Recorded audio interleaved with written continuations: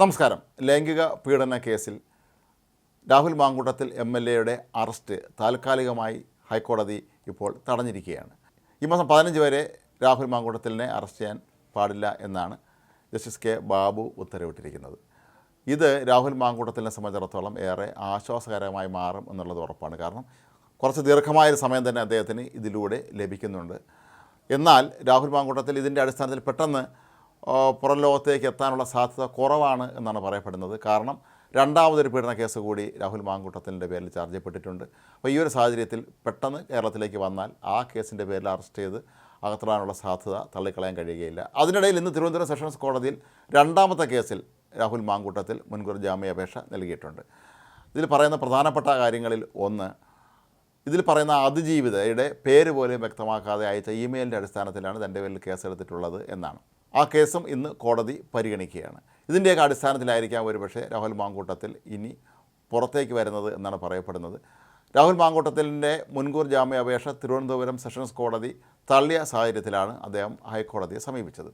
എന്നാൽ രാഹുൽ മാങ്കൂട്ടത്തിലെ മുൻകൂർ ജാമ്യാപേക്ഷ തള്ളിയ ദിവസമൊക്കെ തന്നെ പ്രതിപക്ഷ കക്ഷികളും കോൺഗ്രസിലെ അദ്ദേഹത്തിൻ്റെ എതിരാളികളൊക്കെ തന്നെ വലിയ തോതിലുള്ള ആഘോഷമാണ് നടത്തിയത്. രാഹുൽ മാങ്കൂട്ടത്തിലിൻ്റെ രാഷ്ട്രീയ ഭാവി ഇതോടുകൂടി തീർന്നു എന്നുള്ള രീതിയിലൊക്കെ വ്യാപകമായ തോതിലുള്ള പ്രചരണം നടത്തുകയും രാഷ്ട്രീയ എതിരാളികൾ പടക്കം പൊട്ടിക്കുകയും മധുര വിതരണം നടത്തുകയൊക്കെ ചെയ്ത് വലിയ തോതിൽ ആഘോഷ പരിപാടികൾ സംഘടിപ്പിക്കുകയൊക്കെ ചെയ്തിട്ടുണ്ടായിരുന്നു. കോൺഗ്രസിലെ വലിയൊരു ഭാഗം നേതാക്കളുമൊക്കെ തന്നെ ഇക്കാര്യത്തിൽ രാഹുലിന് എതിരായ നിലപാടാണ് സ്വീകരിച്ചത്. കൂടാതെ മുൻകൂർ ജാമ്യാപേക്ഷ തള്ളിയ കോടതി തീരുമാനം വന്നതിൻ്റെ തൊട്ട് പിന്നാലെ തന്നെ കോൺഗ്രസിൻ്റെ പ്രാഥമിക അംഗത്വത്തിൽ നിന്ന് രാഹുൽ മാങ്കൂട്ടത്തിലിനെ പാർട്ടി നേതൃത്വം പുറത്താക്കുകയും ചെയ്തിട്ടുണ്ടായിരുന്നു. ഫലത്തിൽ ഇപ്പോൾ രാഹുൽ മാങ്കൂട്ടത്തിൽ കോൺഗ്രസ്സുകാരനല്ല. കാരണം കോൺഗ്രസുമായി അദ്ദേഹത്തിന് ഇപ്പോൾ ഒരു ബന്ധവുമില്ല, കോൺഗ്രസിനെ പുറത്താക്കിയിരിക്കുകയാണ്. അതുകൊണ്ട് തന്നെ ആയിരിക്കാം ഒരുപക്ഷെ കോൺഗ്രസ് നേതൃത്വവും ഇനി ഇക്കാര്യത്തിൽ ഇടപെടാനുള്ള സാധ്യത കുറവാണ്.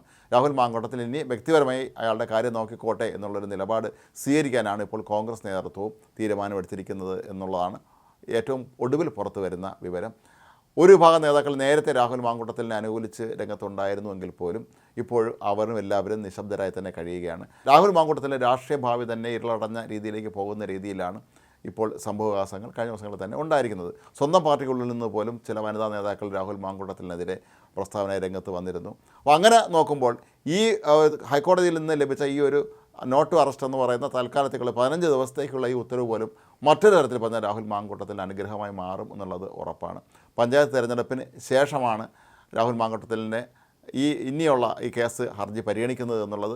അതായത് ഈ മാസം 15-ാം തീയതി, ഈ മാസം 9, 11 തീയതികളിലാണ് വോട്ടെടുപ്പ് നടക്കുന്നത് എന്നും ഇനി 15-ാം തീയതി വരെ സമയമുണ്ട് എന്നുള്ളതും കോൺഗ്രസിനെ സംബന്ധിച്ചിടത്തോളം മറ്റൊരു തരത്തിൽ ആശ്വാസകരമായി മാറുന്നുണ്ട്. കാരണം ഈ ദിവസങ്ങളിലൊക്കെ തന്നെ രാഹുലിനെ ചൊല്ലിയുള്ള തർക്കങ്ങൾ അവിടെ നടക്കുകയില്ല, അല്ലെങ്കിൽ ചർച്ചകൾ നടക്കുകയില്ല, വാർത്തകൾ അധികം പുറത്തു വരാൻ സാധ്യത കുറവാണ്.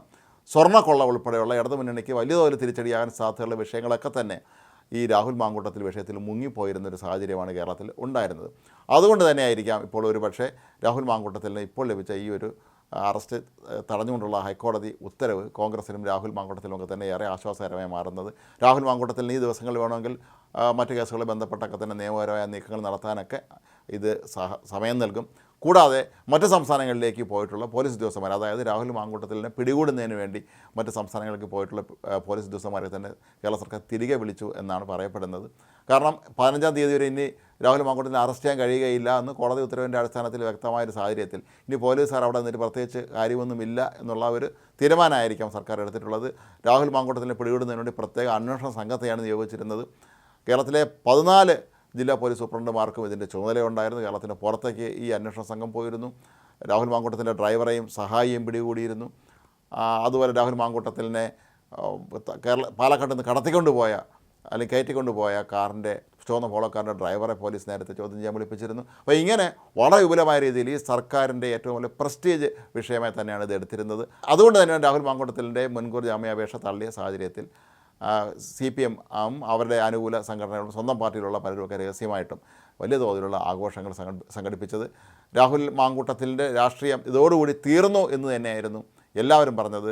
നമ്മുടെ നാട്ടിലെ പല മാധ്യമങ്ങളുടെയൊക്കെ തന്നെ തലക്കെട്ടുകൾ പോലും അത്തരത്തിലായിരുന്നു. രാഹുൽ മാങ്കൂട്ടത്തിൽ നീ തീർന്നു എന്ന രീതിയിലൊക്കെ തന്നെ പലരും തമ്പിടുകയൊക്കെ ചെയ്തിരുന്നു. സമൂഹ മാധ്യമങ്ങളിലൊക്കെ തന്നെ രാഹുൽ മാങ്കൂട്ടത്തിനെതിരെ അതിരൂക്ഷമായ വിമർശനങ്ങൾ ഉയർന്നിരുന്നു. അപ്പോൾ ഈ ഒരു സാഹചര്യത്തിൽ ഇപ്പോൾ ഹൈക്കോടതിയിലുണ്ടായിരിക്കുന്ന ഈ ഒരു താൽക്കാലിക ഉത്തരവ് രാഹുൽ മാങ്കൂട്ടത്തിന് ഒരു പുതുജീവൻ നൽകാൻ സഹായകരമാകും എന്ന് തന്നെയാണ് കരുതപ്പെടുന്നത്.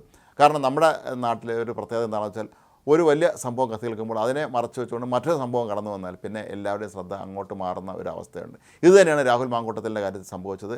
കേരളം വ്യാപകമായി ചർച്ച ചെയ്തിരുന്ന ഈ ശബരിമലയിലെ സ്വർണ്ണക്കൊള്ള എന്ന വിഷയത്തെ ഏതാണ്ട് മറച്ചു വയ്ക്കുന്ന രീതിയിൽ തന്നെയാണ് പിന്നീട് രാഹുൽ മാങ്കൂട്ടത്തിൻ്റെ വിഷയം കടന്നു വന്നതും അത് നിയമ നടപടികളിലേക്കൊക്കെ തന്നെ നീങ്ങുന്ന ഒരു അവസ്ഥ വന്നതും ഇപ്പോൾ ഹൈക്കോടതി ഇക്കാര്യത്തിൽ ഇടപെട്ടിരിക്കുന്നു. അപ്പോൾ ഇങ്ങനെ നോക്കുമ്പോൾ രാഹുൽ മാങ്കൂട്ടത്തിനെ സംബന്ധിച്ച് തൽക്കാലത്തേക്ക് കുറച്ച് ദിവസത്തേക്കെങ്കിലും ഒരു സുരക്ഷിതമായ ഒരു സമയം കിട്ടിയിരിക്കുന്നു. ഒപ്പം കോൺഗ്രസിനും ഇനി പഞ്ചായത്ത് ഇലക്ഷന് കുറച്ച് ദിവസങ്ങൾ മാത്രമേ ബാക്കിയുള്ളൂ എങ്കിൽ പോലും അവർക്ക് ഈ ദിവസങ്ങളിൽ സജീവമായി പ്രചാരണ രംഗത്ത് എത്താം എന്നുള്ള ഒരു പ്രത്യേകത കൂടിയുണ്ട്. അവർക്കിനി പറയാം, ഞങ്ങൾക്ക് രാഹുൽ മാങ്കൂട്ടവുമായി യാതൊരു ബന്ധവുമില്ല, ഞങ്ങൾ അയാളെ പാർട്ടിയിൽ നിന്ന് പുറത്താക്കിയിരിക്കുന്നു, സമാനമായ ആരോപണങ്ങളുള്ള ഒരാളിനെ പോലും CPM പുറത്താക്കിയിട്ടില്ല എന്നുള്ള കാര്യം ചൂണ്ടിക്കാട്ടിക്കൂടി അവർക്ക് തെരഞ്ഞെടുപ്പ് പ്രചരണം നടത്താൻ ഇത് അവസരമൊരുക്കും.